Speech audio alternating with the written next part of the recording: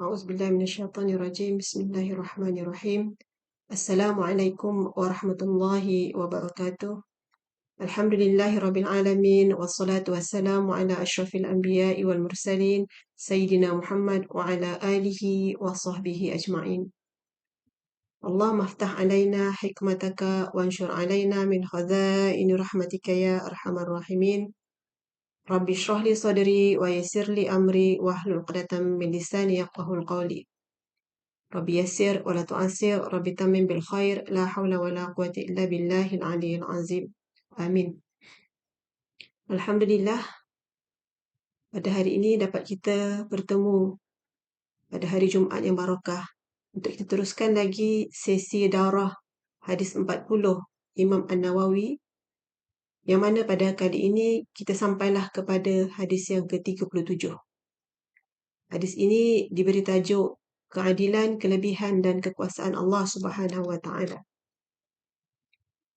عن ابن عباس رضي الله عنهما عن رسول الله صلى الله عليه وسلم فيما يرويه عن ربه تبارك وتعالى قال: إن الله كتب الحسنات والسيئات ثم بين: فمن هم بحسنة فلم يعملها كتبها الله عنده حسنة كاملة، وإن هم بها فعملها كتبها الله عنده 10 حسنات إلى 700 ضعف إلى أضعاف كثيرة، وإن هم بسيئة فلم يعملها كتبها الله عنده حسنة كاملة، وإن هم بها فعملها كتبها الله سيئة واحدة. رواه البخاري ومسلم.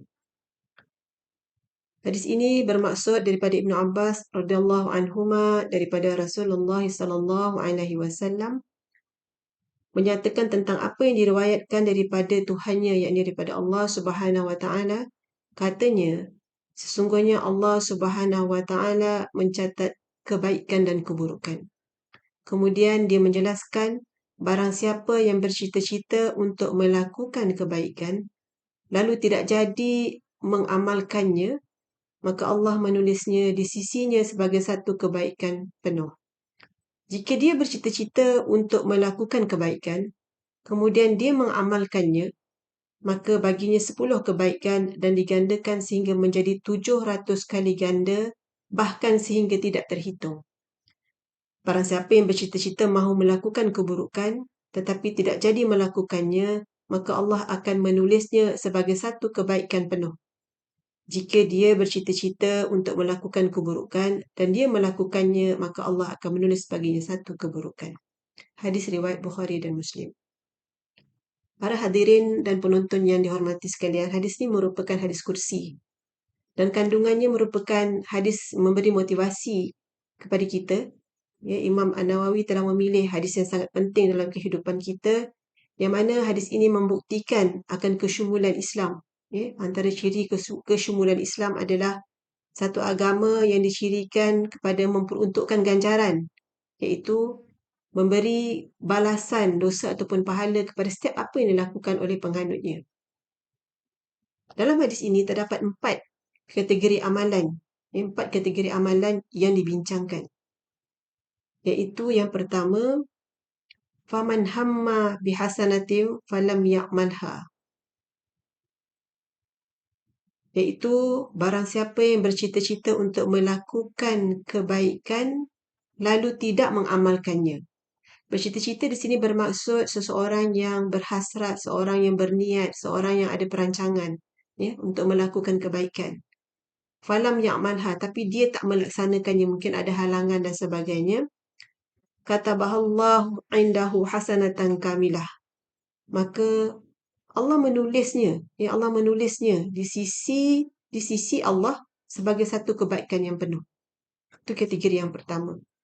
Maksudnya bila seorang itu merancang, berniat, berhasrat nak buat kebaikan, tetapi ada mungkin halangan untuk dia melakukan kebaikan itu, maka tetap keinginan dan hasratnya itu dikira oleh Allah Subhanahu wa taala. Yang keduanya adalah wa in hamma biha fa'amilaha katabahallahu indahu 10 hasanatin ila 700 dhifin ila adhafin kathira. jika dia bercita-cita, wa in hamma, jika dia bercita-cita biha dengan kebaikan itu, fa'amilaha, kemudian dia mengamalkannya, dia melaksanakannya, dia merancang mula-mula nak buat begitu begini-begini. Contoh paling simple lah, kita mungkin hari ini kita berhasrat untuk banyak memberi salam kepada orang di sekitar kita. Sebab kita tahu memberi salam itu merupakan satu amalan yang sangat baik yang digalakkan, mendoakan orang lain. Jadi bermula daripada awal kita dah merancang, kalau kita pergi kerja kita akan lalu balai pengawal, balai pengawal, pos pengawal tu. Jadi kita merancang di situ adalah orang pertama yang mungkin kita beri salam. Maka kita dah merancang begitu, dah sampai saja ke balai pengawal tu, kita dah siap buka tingkap dan sebagainya, kita pun cakap Assalamualaikum Encik, maka terlaksanalah apa yang kita cita-citakan itu. Apa yang Allah janjikan di sini, maka baginya 10 kebaikan, asyara hasanatin, 10 kebaikan. Ila sab'ami'atin dhifin, dan digandakan sehingga menjadi 700 kali ganda. Ila ad'afin kathirah, bahkan sehingga tidak terhitung. Tajuk hadis ini adalah keadilan, kelebihan dan kekuasaan Allah. Bermakna di sini Allah Maha Adil untuk memberi balasan kepada apa sahaja perbuatan hamba-Nya, dan kekuasaan Allah jugalah untuk mengganda-gandakan amalan itu. Itu kategori yang kedua. Manakala kategori yang ketiga adalah wa in hamma bisayyi'atin, barang siapa yang bercita-cita mahu melakukan keburukan ataupun kemaksiatan, falam ya'malha, tetapi tidak jadi melakukannya, katabahallahu indahu hasanatan kamilah, maka Allah akan menulisnya sebagai satu kebaikan yang penuh. Maha baiknya Allah, maha adilnya Allah, maha berkuasanya Allah. Seseorang yang bercita-cita ataupun berniat ataupun berkeinginan, merancang, untuk melakukan penipuan contohnya, untuk melanggar integriti contohnya, dah rancang. Tapi pada ketika dia merancang itu, Allah belum menentukan apa ganjaran untuknya. Tapi bila dia tiba-tiba tersedar dan dia tahu bahawa itu adalah satu perbuatan yang dilarang oleh Allah Subhanahu Wa Taala, dia sedar bahawa sekiranya dia melakukan perbuatan itu, dia akan menerima celaan manusia, dia juga akan menerima kemurkaan daripada Allah Subhanahu Wa Taala, lalu dia tinggalkan, tak jadi nak lakukan. Maka di situ Allah menulis baginya satu ganjaran. Satu ganjaran yang mana? Satu ganjaran yang penuh. Allah berikan dia ganjaran yang penuh, satu kebaikan yang penuh, sebagaimana yang bentuk amalan yang pertama tadi, iaitu seseorang yang berniat nak buat baik, merancang nak buat baik, menyusun strategi nak buat baik, tapi tak sempat nak laksanakannya, mungkin ada halangan ataupun mungkin ada perkara-perkara yang menyebabkan dia perlu mendahului perkara lain, maka sama kedudukan ganjarannya. Dan bentuk perbuatan yang keempat yang dinyatakan dalam hadis ini, wa in hamma biha fa'amilaha, jika dia bercita-cita untuk melakukan keburukan ataupun kemaksiatan dan dia melakukannya, tak sedar waktu nak buat tu pun belum datang kesedaran, tak rasa, kerana nafsu menguasai, keegoan manusia, keangkuhan, katabahallahu sayyi'atan wahidah, maka Allah akan menulis baginya satu keburukan, tanpa ada perkataan kamilah di situ. Maknanya full stop, satu je. Yang tadi hasanatan kamilatan, satu kebaikan yang penuh. Tapi untuk keburukan ini Allah nyatakan dan catatkan sebagai sayyi'atan wahidah. Full stop, satu saja. Jadi Allah, maha baiknya Allah itu membuka ruang yang sangat luas untuk umat Nabi Muhammad, melakukan apa saja perbuatan, yang mana perbuatan-perbuatan itu Allah janjikan ganjarannya sama ada 10, 100 ataupun 700 tadi dibincang. Atau malah Allah boleh bagi sebanyak mana pun pahala ataupun ganjaran yang Allah nak berikan kepada hamba-Nya. Kerana apa? Ya, Allah Maha pengasih dan penyayang ini kepada umat Nabi Muhammad. Ya. Umat Nabi Muhammad ni, kita ni sebenarnya umur kita pendek berbanding dengan umat-umat yang terdahulu. Rasulullah menyatakan umur umatku ya antara 60 hingga 70 tahun. Ya, umat Nabi terdahulu, Nabi-Nabi terdahulu ribuan tahun kehidupan mereka yang Allah berikan. Jadi dengan umur kita yang pendek itu, maka sukar untuk kita mengumpul amal kebaikan ataupun amal kebajikan ataupun pahala lah ya, yang sebegitu banyak berbanding dengan umat-umat yang terdahulu. Tapi Maha Suci Allah itu, maka Maha Suci, Maha Pengasih, Maha Baik, Maha Penyayang, Maha Berkuasa, Maha Pemurahnya Allah itu, maka diberi ruang untuk kita menggarap sebanyak mungkin pahala melalui perbuatan kita yang sedikit tetapi diberi ganjaran-ganjaran yang banyak. Malah kalau kita lihat daripada hadis ini, kita boleh lihat pula kalau kita katakan yang penghujung tadi, seorang itu berniat untuk melakukan kemaksiatan, kemudian dia lakukan kemaksiatan itu, maka tercatat padanya satu keburukan. Tetapi ada satu ruang dan peluang lain lagi yang Allah buka kepada kita. Ya, sekiranya seseorang yang melakukan keburukan ataupun kemaksiatan itu ataupun dosa itu, dia bertaubat, ya, memohon keampunan dan bertaubat kepada Allah Subhanahu Wa Taala, maka di situ dosanya akan Allah padam dan akan digantikan pula dengan ganjaran pahala yang berganda-ganda. Maha baiknya Allah Subhanahu Wa Taala kepada kita. Ya. Cuma kita ni manusia ni, kita sangat diganggu ataupun sangat dikuasai oleh nafsu, sangat diganggu oleh nafsu kita. Sebab itulah ada beberapa amalan yang Allah Subhanahu Wa Taala dan Rasulullah ajar pada kita ya, untuk kita mendidik dan menguasai nafsu kita. Ya, iaitu terapi puasa. Ya, puasa merupakan satu amalan yang sangat mulia, satu amalan yang uh, sangat istimewa ya, berbanding dengan ibadah-ibadah yang lain. Ya. Kerana yang istimewa ni kerana apa? Kerana hadis Rasulullah ya, hadis kursi juga menyebut bahawa kullu amal ibni Adam lahu illa siyam. Ya.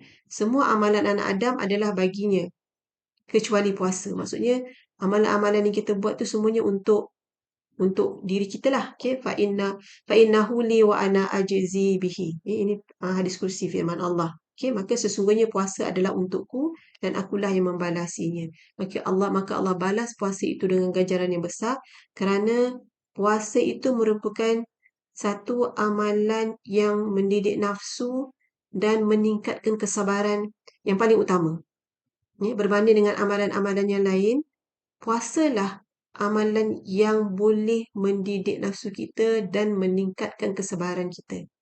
Jadi, dalam kita melihat tadi peluang-peluang untuk kita melakukan amalan, untuk kita dapatkan sebanyak mungkin ganjaran pahala daripada Allah Subhanahu Wa Taala, kerana musuh utama kita adalah nafsu, maka marilah sama-sama kita mendidik nafsu kita melalui amalan puasa ataupun disebut sebagai terapi puasa. Ya. Sebagaimana firman Allah Subhanahu Wa Taala dalam surah Az-Zumar ayat 10. A'udzubillahi minasyaitonirrajim. Bismillahirrahmanirrahim. Innama yuwaffas sabiruna ajrahum bighairi hisab.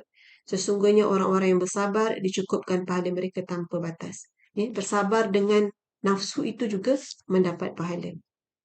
Para hadirin, penonton dan pendengar yang dihormati sekalian, sedikitlah untuk kita teliti. Tadi adalah secara umum ya, saya menyentuh berkaitan dengan kandungan hadis itu. Maka kita huraikan sedikitlah beberapa perkara berkaitan dengan amalan kebaikan, amalan keburukan ya. Juga hasrat melakukan kebaikan dan hasrat melakukan keburukan ya. Okay, berkaitan dengan amalan kebaikan ini, apa yang dinyatakan dalam hadis ini, selain daripada diceritakan tadi melakukan amal kebaikan, niat kemudian lakukan ya. Niat kemudian tak lakukan, niat kemudian lakukan ya. Maka perkara yang disentuh juga di sini adalah berkaitan dengan janji Allah, setiap amalan umat Nabi Muhammad ini digandakan ataupun ditambah dengan gandaan ganjarannya. Ya. Sebagaimana firman Allah Subhanahu Wa Taala dalam surah Al-An'am ayat 160. A'udzubillahi minasyaitonirrajim. Man jaa'a bil hasanati falahu 'asyru amsalihha Barang siapa yang membawa satu kebaikan ataupun barang siapa yang melakukan ataupun menunaikan satu kebaikan, baginya dibalas 10 kali ganda. Jelas dalam Al-Quran. Ya? Buat satu dibalas 10. Ya? Malah ada satu lagi ayat Al-Quran dalam surah Al-Baqarah ayat 261 yang menceritakan ataupun menyatakan gandaan itu lebih daripada 10. Ya? Sebagaimana firman Allah, A'udzubillahi minasyaitonirrajim, Mathalul ladzina yunfiquna amwalahum fi sabilillah kamathali habbatin ambatat sab'a sanabila fi kulli sumbulatin mi'atu habbah. Wallahu yudha'ifu liman yasha, wallahu wasi'un alim. Perumpamaan nafkah yang dikeluarkan oleh orang-orang yang menafkahkan hartanya di jalan Allah. Kamathali habbatin ambatat sab'a sanabil. Ya? Adalah serupa dengan sebutir benih yang menumbuhkan 7 butir. Di sini menggambarkan berkembangnya, bertambahnya kebaikan itu kepada 7. Okay. Malah disambung di situ, fi kullu sumbulatin mi'atu habbah. Ya. Pada tiap-tiap butir itu, setiap yang 7 butir tadi tu ada 100 biji. Setiap satu tu ada 100 biji pula. Ya, maknanya ada 7 kali 100. Itu yang disebut sebagai tadi 700 kali ganda. Allah melipat gandakan ganjaran bagi sesiapa yang dia berkehendak dan Allah maha luas kurniaannya. Lagi maha mengetahui. Ya. Jadi ini adalah ayat Quran yang menunjukkan dan membuktikan kepada kita bahawa apa yang dinyatakan dalam hadis tadi itu bukan semata-mata hadis tapi dia bersandarkan kepada ayat Al-Quran. Seterusnya dalam hadis yang diriwayatkan daripada Ibnu Mas'ud, hadis riwayat Imam Muslim, okay? Diriwayatkan daripada Ibnu Mas'ud yang bermaksud katanya seorang lelaki datang menemui Rasulullah sallallahu alaihi wasallam dengan membawa seekor unta yang terikat, lalu berkata kepada Rasulullah, "Wahai Rasulullah, unta ini aku sedekahkan di jalan Allah." Maka Rasulullah sallallahu alaihi wasallam menjawab, "Laka biha yaumal qiyamati sab'u mi'atinaqah." Okay. Maka Rasulullah menjawab, bagimu 700 unta pada hari kiamat nanti. Dia menyokong dan menguatkan kepada apa yang terkandung dalam Al-Quran yang menyatakan 7 butir itu menjadi 100 biji bagi setiap satu. Okay? Kerana di sini Rasulullah menyatakan dia di akhirat nanti, hamba Allah ini nanti, bila mana dia menyedekahkan seekor unta, untuk jalan Allah, maka seekor unta itu akan digandakan menjadi 700 unta pada hari kiamat nanti. Masya-Allah. Itu yang pertama berkaitan dengan amalan kebaikan yang disentuh dalam hadis ini, iaitu berkaitan dengan gandaan ganjarannya. Terus kita lihat pula amalan keburukan. Setiap sesuatu yang buruk ataupun satu kemaksiatan yang dilakukan oleh seorang hamba hanya ditulis satu dosa sahaja untuknya tanpa dilipat gandakan. Sebagaimana firman Allah Subhanahu wa taala, A'udzubillahi minasyaitonirrajim, wa man jaa'a bis-sayyi'ati fala yujza illa mithlaha wa hum la yuzlamun. Dalam surah Al-An'am ayat 160. Sambungan kepada daripada surah yang sama, ayat yang tadi yang dinyatakan berkaitan dengan siapa yang membawa kebaikan. Okay, ini sambungannya adalah wa man jaa'a bis-sayyi'ati fala yujza illa mithlaha wa hum la yuzlamun. Dan barang siapa yang membawa perbuatan jahat, maka dia tidak diberikan pembalasan melainkan seimbang dengan kejahatannya, sedang mereka sedikit pun tidak dizalimi. Maha adilnya Allah Subhanahu Wa Taala itu kepada kita, bila mana seorang hamba atas kehilafannya mungkin melakukan satu maksiat ataupun satu kesalahan, maka perbuatan jahatnya itu akan diberi balasan hanya satu sahaja, seimbang dengan apa kejahatan dia lakukan. Allah tak gandakan. Allah tidak menzalimi hambanya. Jadi pada dasarnya kita melihat kepada ayat Quran, ya, kemudian dikuatkan dengan hadis itu, pada dasarnya setiap dosa itu dihitung satu sajalah. Ya, setiap perbuatan jahat itu dihitung satu saja dosanya. Tetapi ada juga beberapa kenyataan ataupun catatan Al-Quran yang menyatakan ada dosa yang digandakan atas sebab, ada sebabnya, atas sebab mungkin masanya, masa dosa itu dilakukan. Yang kedua, mungkin dosa itu dilakukan di satu tempat tertentu yang Allah muliakan tempat itu. Dan yang ketiga, melihat kepada siapa pelakunya. Kalau yang pelakunya itu adalah seorang yang Allah letakkan satu kategori yang lain, maka dosanya itu akan digandakan. Okey, contohnya, kalau berkaitan dengan masa, sebagaimana firman Allah Subhanahu Wa Taala dalam surah At-Taubah, ya. A'udzubillahi minasyaitonirrajim. Inna iddatash syuhuri 'indallahi 12 syahra fi kitabillahi yawma khalaqas samawati wal arda minha arba'atu hurum.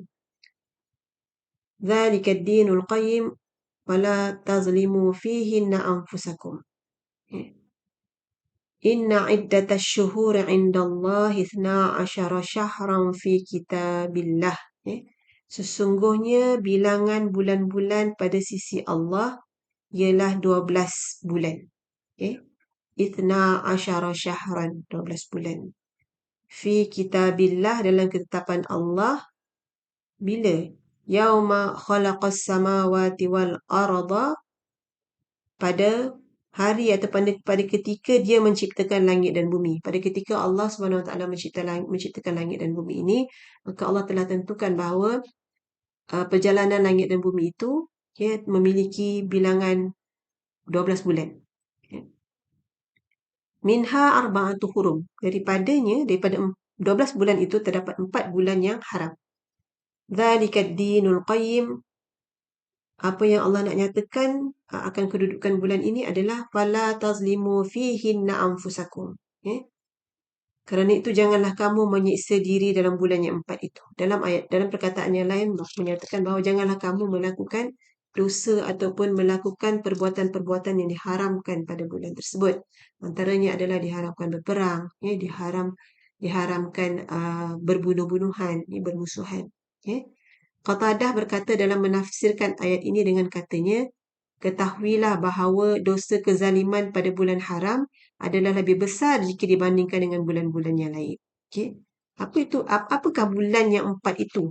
Apakah 4 bulan haram itu? Itulah bulan yang sebagaimana kita ketahui, itu bulan Zulkaidah, bulan Zulhijjah, bulan Muharram dan bulan Rejab. 4 bulan ini. Jadi pada zaman Rasulullah dahulu, bila datang 4 bulan ini, maka diharamkan melakukan peperangan. Kerana pada ketika itu gandaan dosanya itu bukan sebagaimana biasa satu dosa, satu maksiat, satu dosa, tapi pada bulan haram ini dosa itu akan digandakan. Yang keduanya atas sebab tempat. Atas sebab tempat ni terutamanya lah bila mana kita melakukan kemaksiatan ataupun kesalahan itu di tanah haram. Contohnya di Mekah. Maka akan dilipat gandakan kerana kemuliaan tempat tersebut. Sebagaimana firman Allah dalam surah Al-Baqarah, ayat 197. A'udzubillahi minasyaitonirrajim. Al-hajju ashhurum ma'lumat. Faman farada fihinna al-hajja fala rafatha wala fusuqa wala jidala fil hajj. Ini adalah larangan dalam musim haji. Maksudnya musim haji adalah beberapa bulan yang dimaklumi. Barang siapa yang menetapkan niatnya dalam bulan itu akan mengerjakan haji, maka tidak boleh berkata kotor, berbuat fasik dan berbantah-bantahan pada masa mengerjakan haji.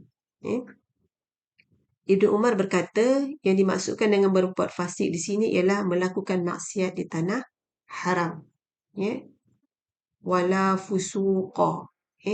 Jangan berbuat fasik, maknanya melakukan maksiat, menipu, mengambil hak orang, bukan hak kita, kita ambil hak orang lain, Contohnya kalau kita pergi haji kan, kita datang dalam jumlah orang yang ramai. Ya. Kadang-kadang mungkin dalam masa kita tawaf, dalam masa kita sa'i, ya. Ataupun dalam masa kita berada di hotel dan sebagainya kan, nak ambil makanan dan sebagainya, kita ambil berlebihan, berlebihan, lepas tu tak makan, membazir.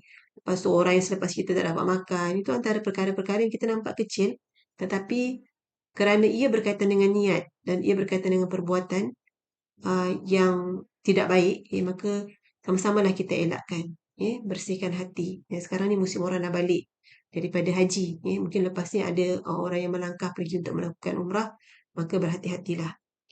Justru itulah kita lihat bahawa ada di kalangan para ulama, ulama salaf, ataupun sahabat Rasulullah merasa sangat takut untuk tinggal di tanah haram, kerana mereka khawatir akan melakukan dosa di tempat tersebut.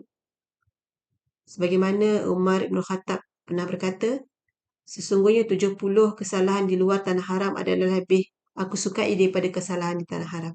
Bukan nak suruh nak membenarkan kita ni buatlah banyak kemaksiatan di luar tanah haram, tidak. Tapi nak menggambarkan supaya kita bermotivasi untuk berhati-hati bila berada di tanah haram, kita merancang sebaik mungkin gerakan hati dan juga perbuatan kita ketika kita berada di tanah haram.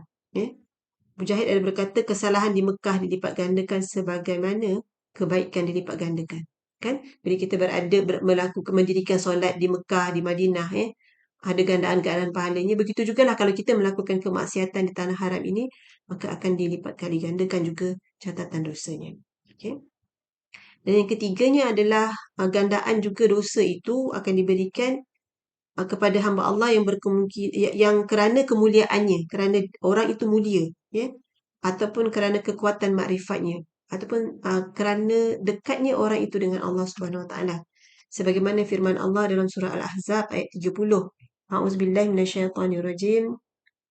Ya nisa'an nabi man ya'ti minkunna bifahishatin mubayyinah yudha'af lahal 'adzabu dhi'fain wa kana dzalika 'ala Allah yasira. وَمَنْ يَقْنُتْ مِنْكُنَّ لِلَّهِ وَرَسُولِهِ وَتَعْمَلْ صَالِحًا نُؤْتِهَا أَجْرَهَا مَرَّتَيْنِ وَأَعْتَدْنَا لَهَا رِزْقًا كَرِيمًا. Yang bermaksud, hai isteri-isteri Nabi, sesiapa di antara kamu yang melakukan perbuatan keji yang nyata, nescaya akan lipat gandakan siksaan kepada mereka 2 kali lipat. Dan adalah yang demikian itu mudah bagi Allah. Dan barang siapa di antara kamu sekalian yang ini isteri Nabi, tetap taat kepada Allah dan Rasulnya dan mengerjakan amal soleh, nescaya kami akan memberikan kepadanya pahala 2 kali lipat dan kami sediakan baginya rezeki yang mulia. Dalam ayat ini menggambarkan kedudukan isteri Nabi itu adalah kedudukan yang berbeza dengan manusia yang lain. Kerana mereka mulia dan mereka hampir dengan Allah Subhanahu Wa Taala. Tetapi sekiranya mereka ini melakukan perbuatan yang keji, kalau hamba biasa buat perbuatan keji, Allah akan balas satu perbuatan, satu balasan. Tapi untuk mereka ini Allah gandakan menjadi 2 kali lipat. Tetapi diteruskan ayat ini juga, berita gembira, sekiranya mereka ini taat kepada Allah, taat kepada Rasul dan melakukan amal soleh, maka mereka juga dilipat gandakan amalan mereka itu. 2 kali lipat. Sebagaimana yang dinyatakan dalam ayat ini, dan itu merupakan satu rahmat dan kasih sayang Allah kepada mereka yang dia kasihi. Perkara yang ketiga, pertama tadi adalah amalan kebaikan, yang kedua adalah amalan keburukan, yang ketiganya yang kita nak bincangkan di sini adalah berkaitan dengan hasrat ataupun cita-cita untuk membuat ataupun melakukan kebaikan sebagaimana dinyatakan oleh hadis itu tadi. Di dalam hadis tadi menyatakan bahawa perkataan al-hamma, yang disebut sebagai faman hamma, siapa yang berhasrat, siapa yang berkeinginan, siapa yang bercita-cita, berhasrat, berkehendak, bertujuan, berazam, berkeinginan, berkeinginan yang kuatlah. Jadi dia bukanlah satu kebaikan kita lakukan tu tanpa diniatkan. Sebab tu hadis yang Imam Nawawi kemukakan pada awal, hadis 40 adalah berkaitan dengan niat. Kerana niat itu sangat penting dalam mempengaruhi perbuatan-perbuatan kita. Jadi kalau kita buat baik tanpa niat, tanpa kerana Allah Subhanahu Wa Taala, bukan kerana Allah Subhanahu Wa Taala, tetapi kerana perkara-perkara lain, maka di situ pahalanya mungkin tidak sampai sebagaimana orang yang niatnya kerana Allah Subhanahu Wa Taala. Okey. Tetapi andai katalah kita buat kebaikan itu niatnya kerana manusia, maka di situ kita akan mendapat celaan daripada Allah Subhanahu Wa Taala. Kita tak boleh buat kebaikan kerana makhluk. Kita buat kebaikan semuanya kerana Allah Subhanahu Wa Taala. Ia bukan semata-mata lintasan hati. Barang siapa yang bercita-cita mahu melakukan kebaikan, Allah akan menulis di sisinya satu kebaikan yang penuh. Ini kerana cita-cita tersebut merupakan sebab dan permulaan kepada satu-satu amalan, dan sebab yang membawa kepada kebaikan adalah juga satu kebaikan. Cita-cita nak buat kebaikan juga merupakan satu kebaikan walaupun belum dilakukan. Kalimah ini telah ditafsir oleh hadis yang diriwayatkan oleh Muslim daripada Abu Hurairah. Idza tahaddatsa 'abdi bi ay ya'mal hasanah fa ana aktubuha lahu hasanah. Ini juga hadis kursi. Jika hamba-Ku berkata kepada dirinya untuk melakukan satu kebaikan, maka aku akan tulis untuknya satu kebaikan. Jadi baru berkata pada dirinya, maksudnya kita baru berniat. Kejap lagi hari ni hari Jumaat nak banyakkan salam, memberi salam. Nampak kecil tapi itu adalah satu perbuatan yang baik, yang mendoakan orang lain. Jadi dah niat pagi-pagi tadi, kita nak mulakan hari ni dengan salam. Bangun, jumpa keluarga, bagi salam. Kemudian keluar nak pergi kerja, nampak jiran, Assalamualaikum. Bagi salam pada jiran. Sampai dekat pos pengawal, kita kata kita memang nak bagi salam hari ni, niat kita nak membanyak-banyakkan salam. Jadi sampai dekat pos pengawal, kita dah ready buka tingkap. Bagi salam. Assalamualaikum Encik. InsyaAllah. Jadi kita dah niat daripada awal. Maka niat kita itu untuk melakukan perbuatan yang baik itu, niat yang baik itu juga adalah merupakan satu kebaikan. Dan untuk Allah akan tuliskan setiap apa yang kita lakukan itu sebagai kebaikan.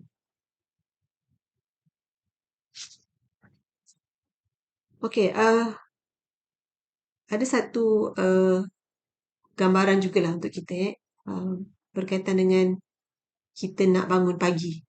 Nak bangun pagi, nak mendirikan solat tahajud. Malam tadi, malam Jumaat. Kita selalunya semangatnya pada malam Jumaat itu untuk melakukan, bila malam Jumaat tu kita mula berniat untuk melakukan banyak kebaikan. Jadi kita niatkan untuk bangun awal.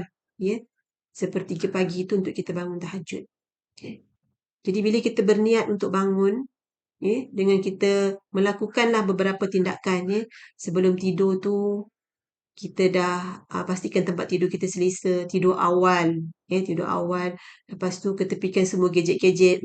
Tak membawa gadget-gadget ni ke tempat tidur. Sebab perkara-perkara itu akan mengganggu keselesaan tidur kita. Maka sekiranya lah terlajak juga tak dapat bangun, insyaAllah dengan perancangan kita itu, dengan niat kita itu, maka Allah akan memberi ganjaran ni. Sebab kita ni sebenarnya sangat lemah dengan nafsu. Dan sebenarnya orang yang kuat adalah, dalam Islam adalah orang yang kuat adalah orang yang boleh menolak selimutnya di waktu pagi. Bukan orang kuat tu orang yang mengangkat senjata, orang yang boleh tumbuk orang, orang yang boleh angkat barang berat dan sebagainya, tidak. Tapi orang yang kuat tu adalah orang yang boleh menolak selimutnya di waktu pagi. Jadi kadang-kadang kita ni, kalau kita lihatlah ada kerana nafsu, kita tengok kerana nafsu dan keinginan. Ada orang yang boleh bangun awal. Kerana apa? Kerana tempat kerja dia jauh. Jadi dia kena bangun awal supaya dia boleh sampai ke tempat kerjanya itu awal. Kerana dia takut nanti bos dia marah kalau datang lambat. Dan dia kena buat tunjuk sebab dan sebagainya kalau lambat. Jadi yang itu dia memang boleh bangun cepat. Tak. Dia bangun terus. Jadi kerana dia ada lonjakan, ada desakan daripada dalam. Itulah kita kalau katakan perkara itu ada desakan, ada hasrat yang tinggi, kita akan bangun. Contoh juga lah orang nak pergi memancing kan. Dia kata besok kena bangun awal ni, nak pergi memancing ni ke laut. Nak tangkap ikan kat laut ni, kita pergi awal. Jadi bila mana ada satu niat, ada hasrat tu, bangun. Dia akan bangun. Tapi yelah, kita kata, yelah kita bangun, lepas tu sebelum kita pergi, kita sembahyang solat tahajud dan sebagainya. Tapi saya nak tunjukkan di sini bahawa kekuatan untuk kita melakukan amal kebaikan itu dia perlu daripada dalam keinginan, kehasrat kita itu. Okey. Jadi alangkah baiknya, walaupun mungkin kita nak pergi memancing, alangkah baiknya kalau walaupun kita nak pergi kerja awal, tapi kita niatkan besok pagi nak bangun awal kerana kita nak bertahajud, ya, nak bermunajat kepada Allah Subhanahu Wa Taala. Marilah sama-sama kita teruskan jihad kita, ya, melawan nafsu kita untuk melakukan amal soleh. Dan yang keempat, ya, bercita-cita melakukan kejahatan. Jika seorang hamba bercita-cita untuk melakukan keburukan tetapi dia tidak melakukannya, maka Allah akan menulis baginya satu kebaikan penuh. Ya. Maksudnya dah niat tapi tak jadi buat. Ya. Dan merancang, ya, nak melanggar integriti, ya, nak buat claim. Sebenarnya dia tak keluarkan belanja tu tapi dia boleh claim, ya, ada cara untuk diklaim dan dia dapat lebih daripada apa yang dia belanja. Ya. Jadi dia dah niat tu, ya, tapi bila mana sampai satu tahap nak melaksanakan tu, nak hantar, oh, tak boleh, ini nanti duitnya dapat, nanti duit ni tak berkat, duit ni haram dan sebagainya, batalkan, maka Allah akan memberi ganjaran kerana dia tinggalkan itu kerana dia tahu Allah larang perbuatan itu. Ya, dalam hadis Abu Hurairah meriwayatkannya oleh Imam Muslim, sesungguhnya dia meninggalkannya kerana Allah. Itulah disebutkan setiap kemaksiatan kalau kita tinggalkan mesti kerana Allah, barulah Allah akan beri ganjaran tersebut. Ya, bukan kerana manusia. Kalau dia takut, ya, ataupun meninggalkan satu perbuatan buruk itu, perbuatan buruk yang telah dia niatkan itu dia tinggalkan kerana dia takut kepada celaan manusia, takut kepada dimarah oleh bos dan sebagainya, maka dia tidak berhak untuk mendapat catatan kebaikan itu. Okey. Jadi kat situ kemungkinan pula dia akan dapat pula satu catatan ataupun kejian daripada Allah Subhanahu Wa Taala kerana mengutamakan takut kepada manusia daripada takut kepada Allah Subhanahu Wa Taala. Nauzubillah min zalik. Baiklah, penonton dan pendengar yang dihormati sekalian, itulah 4 perkara yang dibincangkan dalam hadis. Okay. Dan 4 kategori amalan, ya, yang telah dinyatakan itu, dan kita tambah lagi satu, ya, bila mana orang tu melakukan kemaksiatan, ya, dia niat, dia buat kemaksiatan, kemudian dia bertaubat, maka dia juga akan diberi pahala dan dosanya akan diampunkan. Ya. Mudah-mudahan peringatan daripada hadis ini memberi kita satu motivasi untuk kita terus merancang amal soleh kita, ya, dengan bermatlamatkan husnul khatimah kita, insya-Allah. Segala yang baik itu datang dari Allah Subhanahu Wa Taala. Mudah-mudahan ada kebaikan dan catatan amal kebaikan daripada apa yang kita lakukan pada ketika ini, insya-Allah, ya. Perkongsian dan juga apa yang bagi pihak yang mendengar, yang mudah-mudahan niat kita itu dicatatkan sebagai amal soleh dan pelaksanaan itu dikirakan sebagai amal soleh. Untuk itu saya sudahi dengan lafaz yang mulia. Wabillahi taufiq wa hidayah. Assalamualaikum warahmatullahi wabarakatuh.